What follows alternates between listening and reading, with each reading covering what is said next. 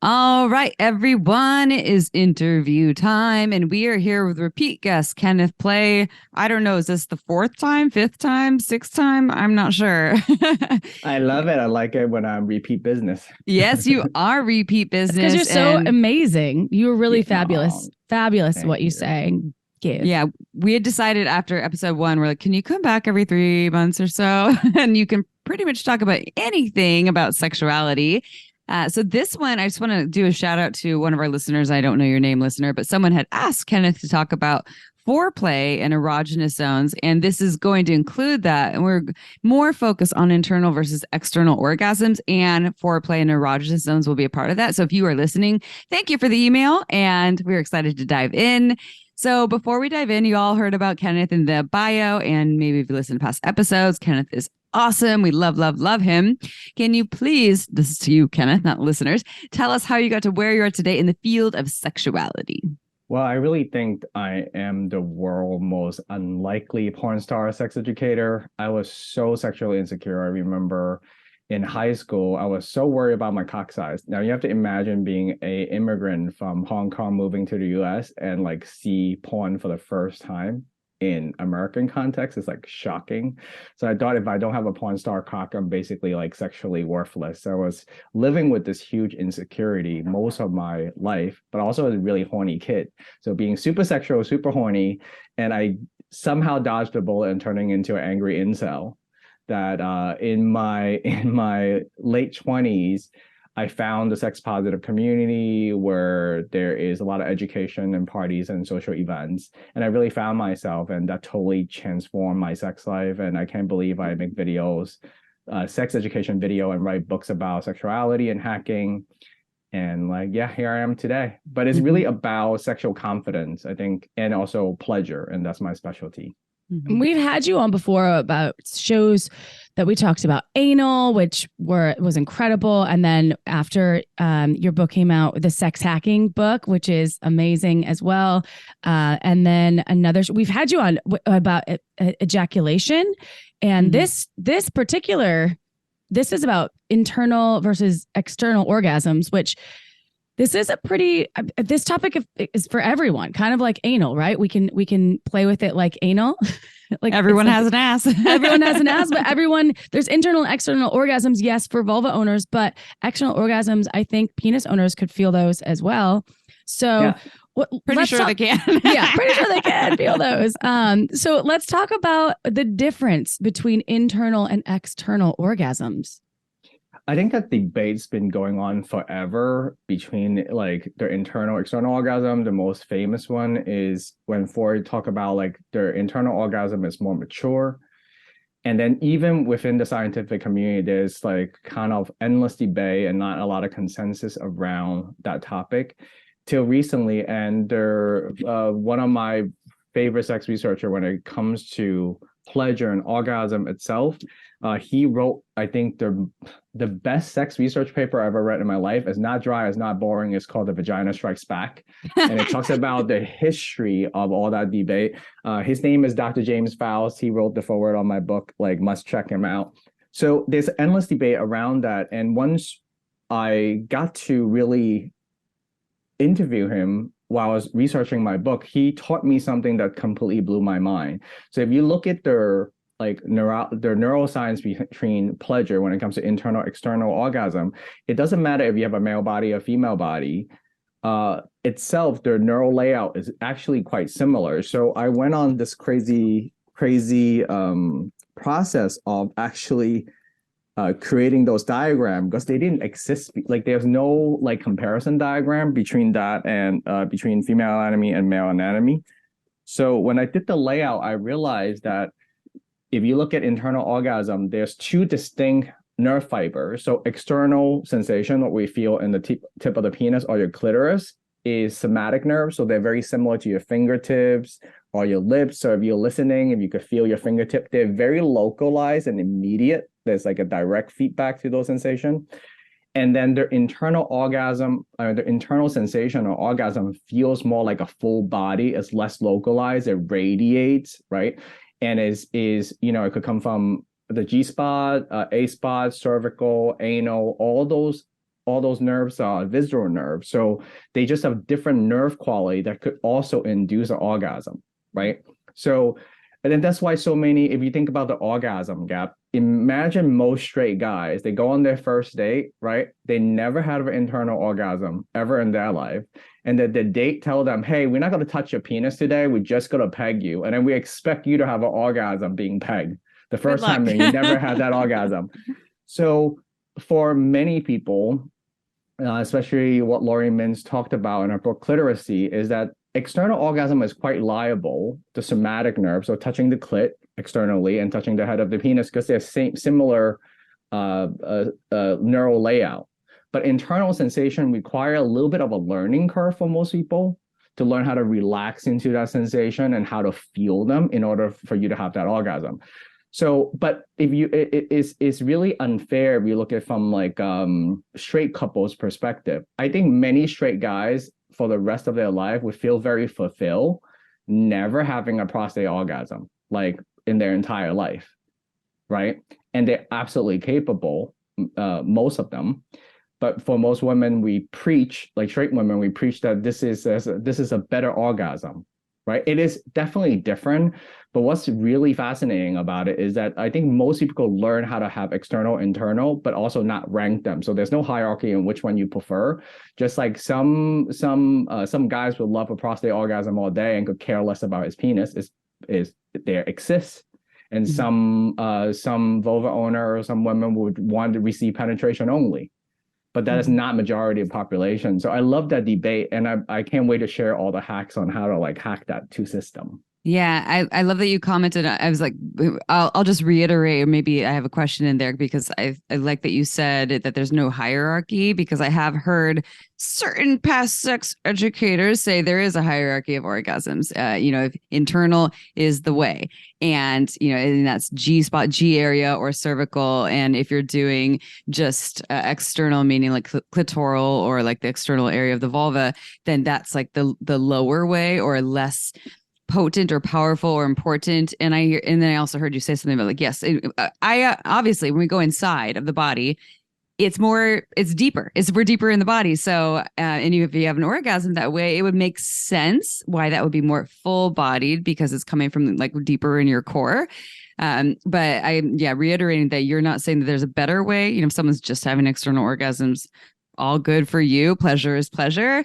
And you also commented on why it makes sense, why it would be hard for people to have orgasms internally. I'm just curious if you have anything else you want to elaborate on that, as I just kind of summarize what I heard from you, because I think those are really important messages for people to learn or hear. I think the deeper understanding I want the listener to get is that the quality of the experience is different because of the neuroscience. So if you think about more of a somatic, like you're touching the clit externally or touching the head of the penis, that type of sensation and arousal is more towards the sympathetic system. So it's more fight or flight. It's like, I need to flick it off, right? I flick one off, I need to jerk one off. There's all this aggressive, I want to bust a nut, or I want to like get that energy, right? So the quality of the experience is different. When you on receiving internal sensation, because of your hypergastric and your vagus nerve, it requires for you to be in a receptive state. And we go to roving into foreplay later, why, especially when it comes to penetration, we require more receptive state in order for that to be pleasurable. So it's quite annoying if you randomly taking an anal exam from a doctor is not arousing. You know what I mean? Like you're receiving the sensation, but we know so much from when Emily Legowski on her book Come As You Are talk about context, erotic context, also connected with the physical sensation. So when it comes to internal sensation, I think the debate from many traditions, like from Taoist traditions to Kama Sutra and different sexual practices, will highlight internal orgasm because their full body nature of it, and it also there's a hypothesis that have less of a prolactin release, so you don't have the refractory period, so you could like come in waves and waves of orgasmic experience. So one is like, I finish one cycle, I bust a nut, or like I flick one off, and then I need to recover and go again. The other one, it could kind of roll one after the other. But that's a preference thing. It's like, it's like, how do you choose between sugar and fat? You know, like sometimes I like my ice cream, a combination of both. But I think American culture or the scientific community like to isolate something. So we want to separate them too, right? We want to isolate, like, let's be a vegan or be a carnivore, right? They're like, I think most people would benefit from eating meat and vegetable, like depending on your thing. But so I think why we separate it is because the science want to isolate a certain thing, but they're two unique experience that people could have. And I think they make beautiful music when you use all the available system and all the keyboard and the combination of those. But the most fascinating thing that I learned about internal orgasm is that it works with the same emotional channels you have. So the more you allow yourself to feel your feelings, like literally your emotion, that's the same state that you have to be in order for you to have internal orgasm. So the more you block your emotion, like you don't want to feel your feelings or don't want to connect with people, the harder to feel that way. So like, we don't need to connect people to get into a fight, right? Like, but you have to get into the different state for internal orgasm. You have to feel all your feelings. So anytime the erotic context is off, or there's not enough foreplay, or you're not in that state of mind of receiving, you're literally blocking your ability for that energy to rise in your body. And I think more straight men could really benefit learning what it's like to get yourself into receptive state, and they will do way more foreplay because once they're understanding. So it's fascinating to me, but the emotion part is a huge component to internal orgasm. So when you're saying that, I some of my most like full-bodied orgasms have actually been more like not fully external, but only like the first inch of penetration of some sort, so there's still some sort of penetration. So I guess you call that internal, but it's not like, for me, it hasn't generally been with deep internal penetration. And sometimes it has been, but, and I've noticed that. I was like, wow, it's very interesting that I can have these experiences, and I can't replicate them, by the way. I'm talking about like the 15-minute witchy orgasm where you're like, what is that? Am I on another planet right now? And it feels like it go forever. Those ones, they're like hit or miss, every blue moon if I'm lucky, and it's based on so many things. But energy is a big part of it. What you're talking about, like the safety, relaxation, because there is this receptive state that I'm able to go into that place. So, yeah, and foreplay, which I think Chip has a question about foreplay for you. Well, okay, so he kind of touched on foreplay a little bit, Kenneth. So how does foreplay fit into all of this? And the flicking of the flicking of the orgasm, that was something that I held on to. I was like, flicking. I've never heard of. No, flick went off, like flick went off. Like beating off. Yeah. But we're talking about for clits. So yeah, it doesn't matter if you're like, that energy is the same. It's like, oh, I need to go to work. Let me get one off. Oh, got it. That's on the sympathetic side, and on the internal orgasm, it's like this relaxed, trusting, letting go, surrendering, letting things be. So one is like, I'm manifesting, I'm driving, like making the world work. The other one is like, I'm allowing, right, for the world to happen. Very different energy. You could kind of combine both together at like a mastery level, right? And you could dance between the two things, but they're very uniquely different. Foreplay is the essential key component to any type of orgasm or play in general. I mean, your name is Kenneth Play, so you know probably a lot about foreplay.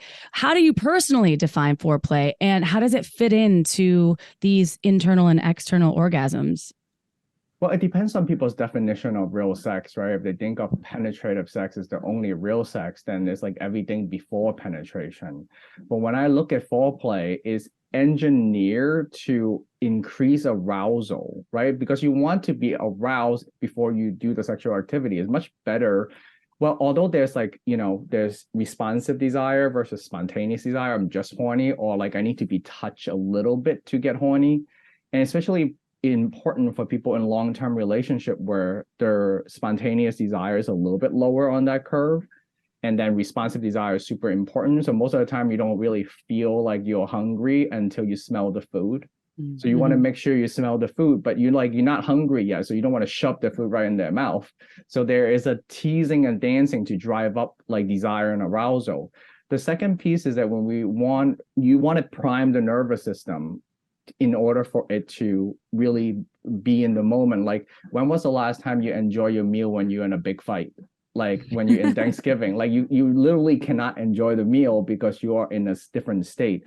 So foreplay, you could like, oh, people would say, hey, just do some kissing or hugging or whatever. Like those are the technical side. I think the why is you want to prime your body to be as aroused as possible before you initiate touch, because then touch will become immediately pleasurable versus touch being annoying. Like this is like annoying and not sexy, and I'm like trying to get in the mood, and that doesn't work for most people. So driving up arousal is super important. And the second thing about the receptive part, you in order for you to be in your parasympathetic nervous system, you literally need to feel safe. And especially when it comes to female brain, like you literally want to turn off like management Inc., right? And like responsibility, like I'm not a mom right now trying to take care of my kids and pay my bills and all that shit. That does not put you in that arousal state. Mm-hmm. So, but you have to feel safe enough that the world won't fall apart if I let go. So I think the best foreplay is that you could help someone drop in where in this next whatever play session that we have, you don't have to manage shit. Like, I got this. It's like the sexiest thing before the touching and kissing. So it's a lot of contexting. And then there is a warm-up period. Just say if you like if you go to a beautiful omakase sushi experience, they give you the most delicate fish and work their way up. So your sensory input is that if you all of a sudden you're listening to no music and it's quiet and I'm blasting you with music, it's jarring. So there's an amount of incremental increases that is more palatable to each person's body and situation. So on the Come As You Are bar, to talk about the excitatory system, right? So the first part is actually lower the inhibition, right? Feel safe, feeling connected. The other one is how fast do you drive up the excitation? Some people is a slow builder, and some people could be like 2 minutes, and they could like not 2 seconds, they could be into that high like excitatory state. So good foreplay to me is that you can make someone feel super safe and they're able to drive them up in the pace that their body wants to. Like, those dimmer in hotels, they don't lower the light in like just turn it off. They gradually decrease. It's the same science. The amount of time that lights dim matters to our experience. So it's like how fast you increase the value or lower the value matter quite a bit. So that's the technical, that's the sort of the sciencey part behind it. But what I really love, like I want to give always listeners some techniques and hacks. So some of my favorite hacks is pressure. So grounding pressure, like a gravity blanket, like holding steady. And I'm not talking about you have to hold someone for 10 hours. I'm just hold someone in building some pressure, like laying on top of them or they're laying on top of you and just holding them like a warm blanket hug. For anywhere from 5 to 20 seconds, it really creates a grounding experience for the nervous system. That's one thing. Make sure you have an environment that you're not going to get interrupted. So then, again, don't have to manage shit so sexy. Like one of my favorite line that I use in bed a lot is that don't manage anything. Like it's really like just hearing that, they're like, oh, I could drop in. And then you could start with more sensual touch or like a grounding touch where you are like, not like teenage boy grabby. It's not sexy, but like a firm touch. And then if you are more on the kinky context, a owner's touch, I touch you like I own you, it could be sexy, or I touch you like how I desire you. So there's like different like sexy energy that you could put into the touch. And I would say that you don't necessarily like go for clits and nipples immediately. It's a good idea. No.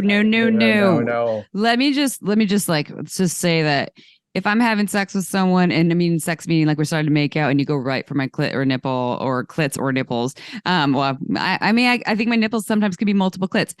We have a problem. It feels like razors or like burning or ticklish or like some, I don't know if you can relate with this, April, like some almost like a little EBGB. I don't know. That's my experience when people go right for them within the first minute. I'm like, what's going on? I need some warm up. Yeah, it needs some more. The nipples feel good, just slightly added, like a soft touch slowly sometimes, but not like a flicking, not the flicking. She's into the let's flicking. get rid of the flicking. No flicking. Although later on when I'm super warmed up, flick away. But like, let's talk about it first. Like I like how Ali Wong puts it, like let's go in like Boyz II Men, like R&B slow, and then end like and as a epic action film. But I think the whole idea is also anticipation. Like if we talk about a dopamine system, what we want something is something that we don't currently have. So if you're anticipating a wanting, it makes the wanting more desirable. So if you do a lot of drive-by and hinting, it allows the nervous system to build up enough wanting before you have it. So like the gap between the timeline of like, oh, I want you to want something and really want it bad enough, then I give it to you, is more of a reward system. It's like feeding someone when they're completely full or have no interest in food. So I think the art in foreplay is about developing the amount of desire, hinting towards the desire, and then fulfilling when people are yearning and like craving it. So creating that craving is super sexy. So teasing any type of drive-by. Yeah, and then also people go for nipples and clits too immediately and forget their entire body is also extremely pleasurable if you touch it correctly. So it's not like you need to necessarily rush it to genitals or nipples or any of the popular zone in order for it to be pleasurable. I've taught sex ed classes where I ask the audience, like, so what's your favorite erogenous zone? And everyone's like, my whole body, or like, or quizzing people, like, what name, your top 3 erogenous zones that you know of. And some people are like, pussy, cock, nipples. And some people are like my elbows, the pit of my arm, my neck. And they're like, so it's a kind of a trick question because it's different for everyone. So I'm curious about this piece about erogenous zones. And we've heard that, people talk about it, but then there's so many different definitions of it. So with that confusing message, what are erogenous zones? Where are the erogenous zones? Your answer might be the whole body because it's different for everyone. And do I need a magical treasure map to find them? And how do erogenous zones and accessing erogenous zones contribute to internal versus external orgasms? Lots of questions. Yeah, there's some very awesome data that I put in my book on like all the different like key spots that you could touch that could stimulate those nerves, but there's also the sensory cortex in your brain. So you know how you touch your belly button and you feel it somewhere else? Like your taint? Yeah. Do you feel it? I feel it in my but that's beautiful because you feel it in your taint because of your particular neural layout. So for some people, their elbow could do the same thing as their belly button, but they're connected to their clit because it's which part of the brain is lighting up. Right, that like, hey, this real estate is that if any overlap feels kind of like a sexy touch. Mm-hmm. So, and then the brain is also a learning machine. So for some people, like if they have a neck injury from the neck down, they could no longer feel it at genital. They could remap their earlobe to induce orgasm by the association and building that association. So your brain is capable. So some people are wired. So I call it pleasure mapping for everybody. Like you have some like baseline wiring that makes a particular spot more pleasurable. And then the pleasure layout is literally, if you could imagine, like obviously every clit or every vulva, every penis is not exactly the same, like the diagram that you see in books. And the nerve layout might be slightly varied between humans to human. So like, why would one woman like it at 1 o'clock and one people like it in the pubic mound? Mm-hmm. And the reasoning behind it is that the nerve layout is slightly varied, just like our face is different. We both all have eyes, but slightly spaced differently.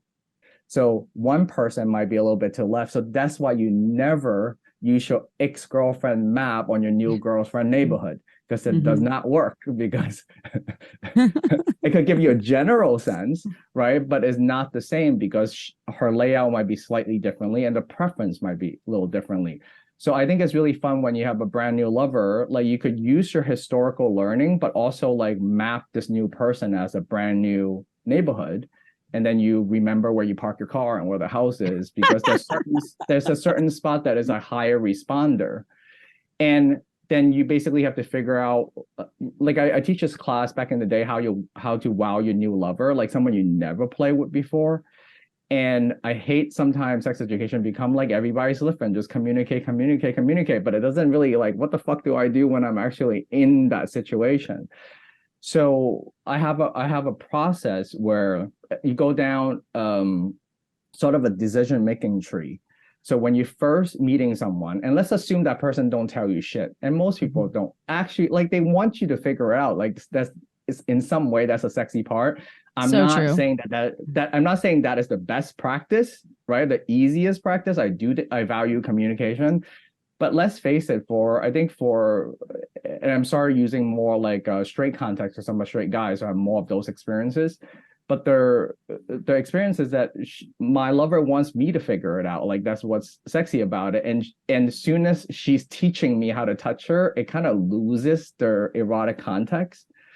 So I'm thinking I'm gonna go into most sexual situation not getting a lecture right on like what she likes and don't like, and it'd be very vague. So how do I still learn what to do? So the most logical conclusion I came up with the sex hacking method is use research data and use the most popular one first and work your way down. Mm. So imagine earlobe orgasm there's a certain percentage of human that could do it, but do you start like spending your whole hour on the earlobe? No, right? Like you go for the external clit because most people do it. And then there is like variation in speed, angle, amount of pressure, and rhythm. Rhythm is a big one. Like people forget about rhythm so much because there's this process in your brain called entrainment, and it's like when you finally drop into a song, you're like in the groove. Like how many times that like someone is like eating you out or touching you, finally they get it right, the rhythm is correct, and then they decide, like, then you react to it, and then they think that's the time to change something. You're like, fuck, why did you change the song? Like it was just getting good. So the idea is if you go down this decision tree and you try the most popular one based on data. And then if you seriously, like for most people, you just need to find 1 to 3 reliable sensation for someone for them to have a great time.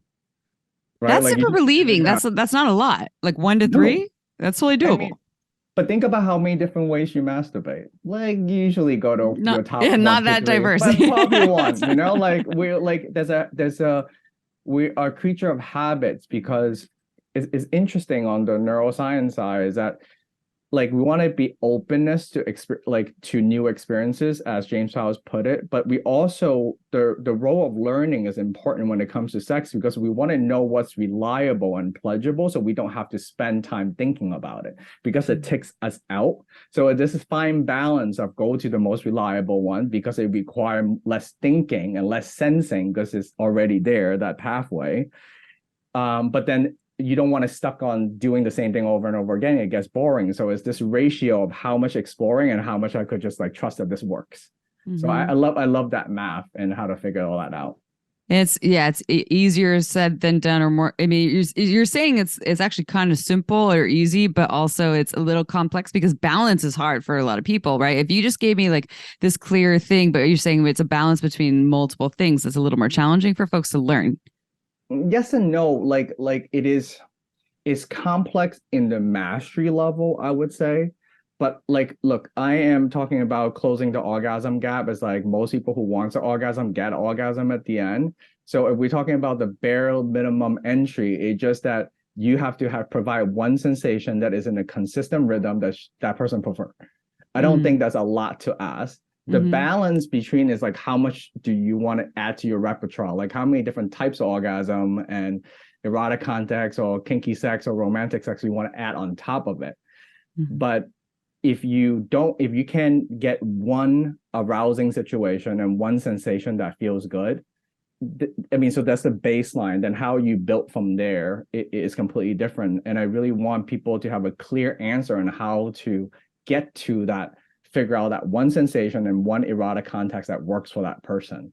And then if you are also, the brain is brilliant because if you know that person provides reliable pleasure and orgasm, your brain wants more of that. So it will create this reward system. So if you and unfortunately, if you disappoint people in bed, their brain will have this anticipation and this is not going to be very good. Right? It's like a restaurant, right? Like you just need to wow them. Wowing them early is good because it's like, I want to go back and eat that good food again. So it's really about figuring that out early, but I do not think it's rocket science.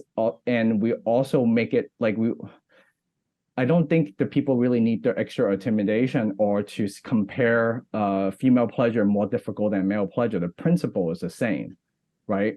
So when you masturbate, is it difficult once you find the thing that works and you keep doing that thing? No, it's like and it doesn't take long. And we're talking about like anywhere from 2 to 10 minutes for people to like when they feel like when you masturbate, you have the big 3 ingredient, right?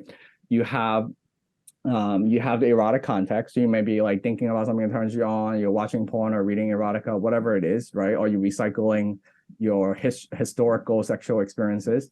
And then you're paying attention. So you're not like doing something else. You're not like flipping through Instagram. You're paying attention to your own sensation and you're feeling safe enough because you usually have privacy. And the third thing is that you're providing yourself with consistent rhythmic sensation that you like. Like that's all it takes, right? If you get people to pay attention, something sexy, and touch them in a rhythmic, continuous sensation, it does the trick. And so I really want to take back the complexity. It could be really simple, but mastery could be really complex. So this probably is the same for external and internal orgasms. It sounds like they all can align with one another, whether it's pleasuring yourself or if you're attempting to, because those 3 things I can align in my own head. Like if those things happen, not maybe imagining someone else while I'm in a sexual experience with my lover, like I'm imagining the porn I'm seeing, or maybe I do. But with internal orgasms, I feel like for me, those are a bit more difficult because I enjoy external stimulation. So what are your top tips for internal, like for internal orgasms? So let me paint a picture. If someone who never have an internal orgasm before and want to explore it, or have unreliable internal orgasm, it kind of happen randomly. So here's one of my favorite hacks, and I definitely cover on Beyond Satisfied. So the trick is that you use your most reliable technique. Just say if you like external sensation. And again, I don't want to separate both. They could happen simultaneously. Internal, external could happen simultaneously. But your brain do have to differentiate the two, like blended sensation. It's like sour and sweet could go together, right? But but they could say sour and sweet, right? They could be different. The first thing is use your most reliable method of getting yourself off. So if you like a vibrator or you like rubbing your clit a certain way, I'm talking about female body. So you edge yourself. So you get yourself into the highest amount of arousal you could possibly off before you tip off.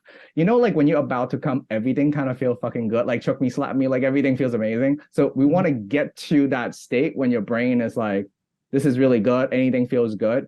And then you want to lower the sensation that you're providing externally and then increase the amount of internal sensation. So you're using your learned, reliable external stimulation to drive up enough arousal to get you to the state, and then you lower it enough and then you focus more. So not all the way, then you start losing like the arousal, just lower enough that it doesn't tip you over, and amplify the internal sensation high enough that eventually if you basically do this would tip you over. Their internal orgasm would tip you over. Your brain could learn. So if you own a penis, right, same exact thing, masturbate with your penis, have an insertable toy on your prostate, and as you get closer, lower the stroking of the penis and then increase the internal sensation and have your prostate tip you over.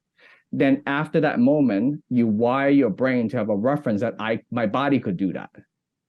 And the coolest thing about those 2 nerves for a penis owner or for a guy, just say if you do the edging with your penis and you start the prostate experience and then you lower enough with the penile stimulation and then you get your prostate to come, you could immediately masturbate before your prolactin releases all the way through, like before your refractory period really kicks in. And we have like a 30-second, it depends on the person, but like a 30-second window. If you jerk off vigorously, you could get yourself to have a multiple orgasm or back-to-back orgasm immediately. So prostate come and then the penis could come, 2 different distinct nerves, and they could have a back-to-back. Same thing if you own a vulva, you could like edge yourself that way, have an internal orgasm and immediately turn on your Hitachi to high and have a clit orgasm back-to-back. And so that's one way to because it's two distinct nerve. But female body could have a lot more of that, much easier. Like us bros is like yes, bros. We're all witchy over here. Y'all just bros over there. Yeah. So basic. So basic and well, I like what you're saying too, is that it doesn't have to be basic too. There's these ways to access different nerves, nerve endings and nerve sets. And then also the piece about how the possibilities are limitless, and the brain just kind of like habituates, it gets used to something, and just like it's getting used to something that doesn't feel good, it can get used to something that feels really good. And this is just before I move on to something else that is kind of similar to penis things. I know someone who didn't like nipple stimulation for a long time, my whole life, until someone very special reactivated them in a non-sexual environment. It was an exercise in a sex and relationship coaching training, and my nipples were being touched over my breast with my beyond my consent. It was consensual. I was actually requesting it, and all of a sudden I was like, whoa, they're alive. And I was like, and then I had 3 clits for a while, and then they went away because I got pregnant, but I'm not pregnant anymore. And, so I did this kind of like yo-yo thing back and forth of, I don't like this, I like this. And my brain got hooked on liking it. And then it went away because then they were razors. And then it took a while to get them back. And now I like it, but it's not quite the same as it was when they were 3 clits. They're kind of clit-ish, but I know it's available. I'm aware of that, and that's beautiful, and that's hopeful, because I know that my body is highly malleable, and I have to feel safe and respected. So anyways, coming back to this, this isn't necessarily about penises, but you have this concept, premature penetration. What is this, and how can foreplay help with this? I think there's unfortunately too many straight women, or even it doesn't matter, whoever like to be penetrated, right? They've been prematurely penetrated. They're not aroused enough. They're not ready. The person just want to stick it in and like masturbate their junk on your holes, and that is not sexy and is not. So what I like, when most guys worry about premature ejaculation, I actually want them to worry more about premature penetration, because if you could arouse someone enough and turn them on, like all the teasing, all the grounding thing, and then when the like, why are you not fucking me, is a great state to be. Like, I want you inside of me. So it's not about patience. It's not about waiting so you could get off, but you get the best version of that sexual experience. If people are craving like that porn star attention, like please fuck me energy, but you have to get to there. Like, you have to get there first, and makes the penetration way more pleasurable. So premature penetration is ultimately that you didn't have enough foreplay for penetration, and then you're trying to use penetration to get more aroused, which most people will wire that penetration not being fun and want to fuck you less. So it's not a good bargain. So the goal, and we're not talking about like, let's spend like 2 hours on foreplay. For some people, they could lower the inhibition and get excited in 2 minutes. For some people, it needs 5 minutes, or whatever the amount of time, depending on what's happening in life. But it's a worthy investment there, because it makes the quality of sex so much better. I love that. I love that you created that term, because that totally resonates with me, and I think a lot of people that I know. And I love that statement, like, just fuck me now. I need you to fuck me really hard. Like that's like the porn star say, or just like, I really need you inside of me, or like, I want, like raw and hard and dirty. But if I'm not in that state, and you're trying to do that, oh no, hard no. And then my body's gonna be like, next time, nope, no, thank you. No. There's another very important reason, is that because like genital arousal, like the total engorgement of a vulva and the vaginal tunnel is so important for that to be fully engorged. It's like you're trying to have penetrative sex when the other person is not hard. Like, the quality of their penetrative experience is so much better for both parties, because it's really swelled up. So it's when it's like prime and juicy and warm, and like I actually like my favorite foreplay is some like warm-up orgasm. It's so much better. Like, I want to have a couple warm-up orgasm, because I know that makes the penetrative sex even better, and it doesn't take that much investment to have some warm-up orgasm if you know what you're doing on their when you figure out that person's like how they like to be touched. And I think, when you are like, you have in the beyond satisfied territory, when you learn how to touch someone, and I'm serious, it's not that hard, and then you know how to like, the more they climax with you, they're more likely to climax with you. So it's like compound interest when it comes to that. So if they learn how to do that in the beginning, like is you get less effort and more reward down the road. So I think also, I think it's just a good strategy for people who have performance anxiety when it comes to their penis, like staying hard, not coming too early. Like I love Ian Kerner's perspective, which she comes first, is really good in a straight couple context, that she get a couple of warm orgasm before penetrative sex. So you don't have to, you could worry less as a guy, like, do I need to last long enough? Blah, blah, blah. So at least, you know, you front loaded like an orgasm on the other side. So you have less anxiety on the other side. This is the thing. You have all of this information and much, much, much more in Beyond Satisfied. It's a sex hacker's guide to orgasms. And well, how can people find this book? Because there's a lot of the subtitle of what they can get from this book. And we love your work. That's why you've been on our show so many times, because every time you're on the show, not only do we get so much information from you about a variety of topics, but the way that you deliver the information is digestible. So it's not just technical and scientific, it's digestible. And so I know folks out there want to buy your book because I love it. And it's a great resource that you can have again and again and again. So how can they find your book? How can they find you and work with you? We're going to have you on again. So I'm not going to say goodbye. It's just see you later. They can find me on tennisplay.com or like my social media handle. I'm building also a Beyond Satisfied brand. So it could be beyondsatisfiedbook.com. So you could get the book. I have a special edition, which is this one. It has, if you ever watch this on video, like the book looks wet because I did embossing and the droplet. That's beautiful. Yeah, so it's I love. And the book's available now, right? It's available right now. on my website that you could. Okay. So this special edition is on their paperback is everywhere.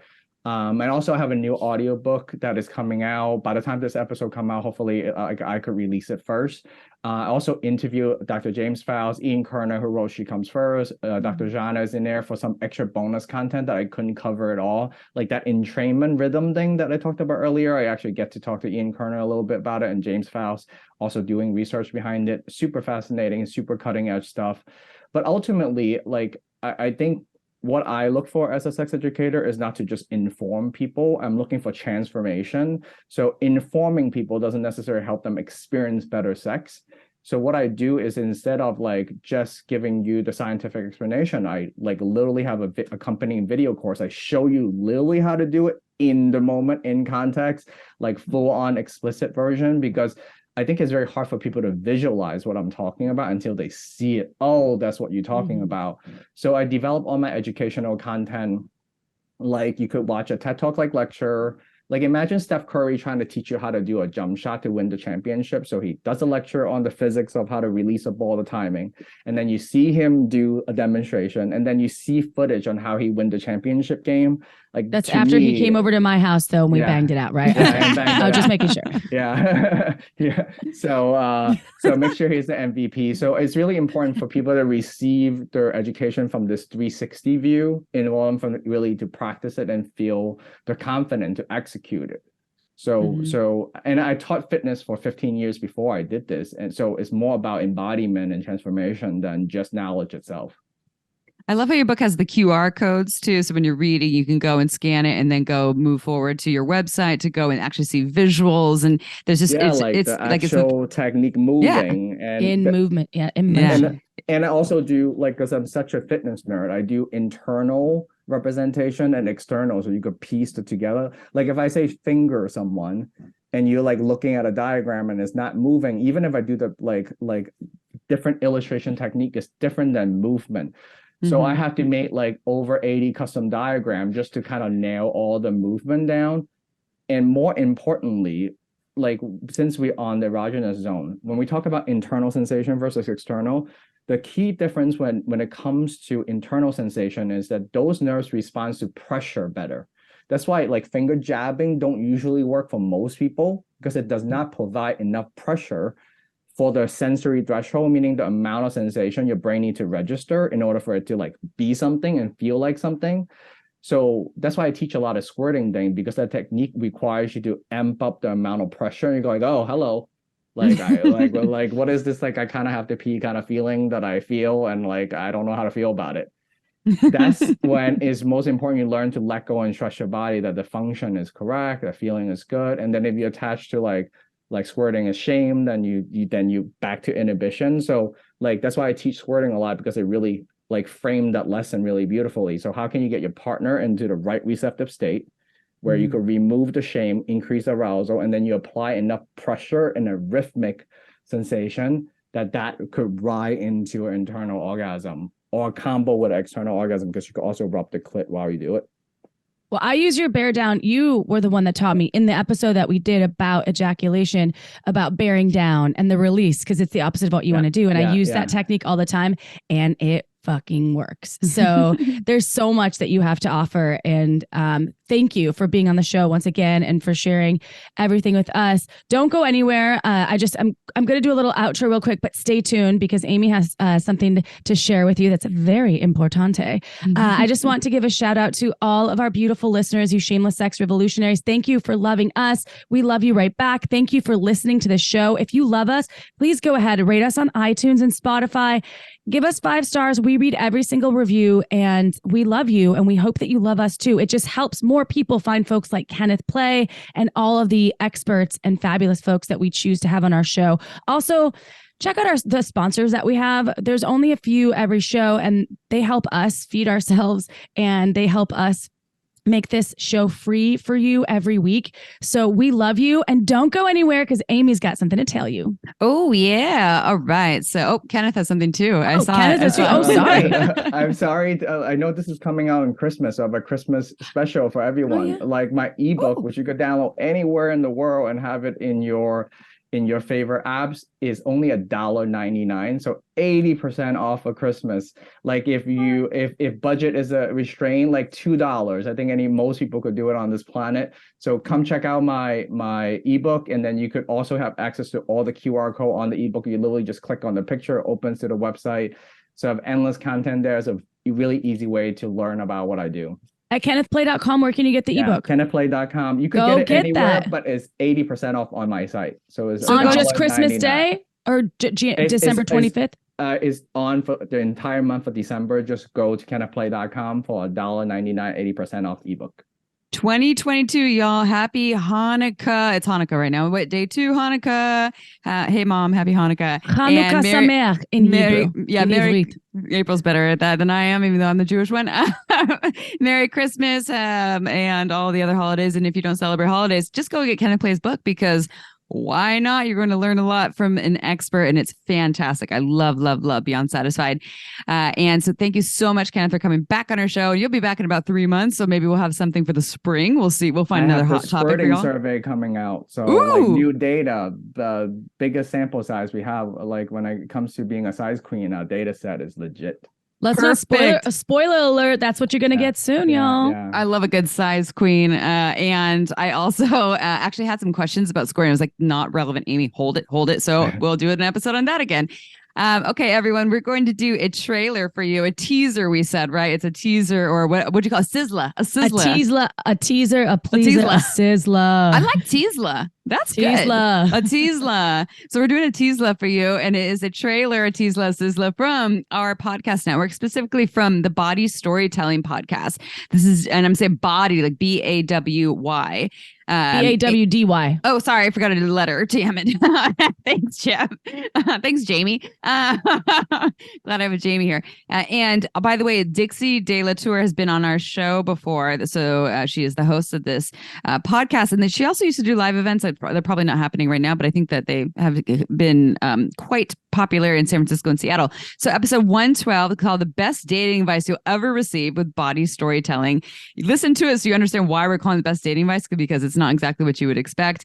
I implemented her tools and they're amazing. Her podcast is incredible. So it's weekly episodes, and their personal stories about sex, everything from kink, non-monogamy, all kinds of life-changing sexual adventures, or maybe just like one sexual experience that just really altered someone's being, but they are told in a really juicy, awesome, empowered, sexy way. I highly suggest checking it out. And Body Storytelling is part of the Pleasure Podcast Network. So it's the network that we are a part of. Chip, how many podcasts are we with? Is there like 15 now? I believe 20? There's 15 or 16. I could actually probably count if I went on the website, but I haven't done that, so I should do that. Well, yeah. So our that's over the holidays. I'll do that. Okay, we'll look at that next time. So our podcast network, Pleasure Podcast, is full of sex positive podcasts with a lot of different focuses. So we are Shameless Sex with a specific focus. Kind of, we're pretty broad, but there's all kinds of really wonderful, amazing podcasts there. You have to check out Pleasure Podcast Network and go and listen to all the podcasts there. And shout out to Cam, who runs Pleasure Podcast Network. We love you. All right, Kenneth, Chip. Listeners, are y'all ready for this? What do we call it? A y'all ready for this? Y'all ready for bliss? Y'all ready for bliss? Oh, yeah. Are y'all ready for bliss? Yes. Here we go.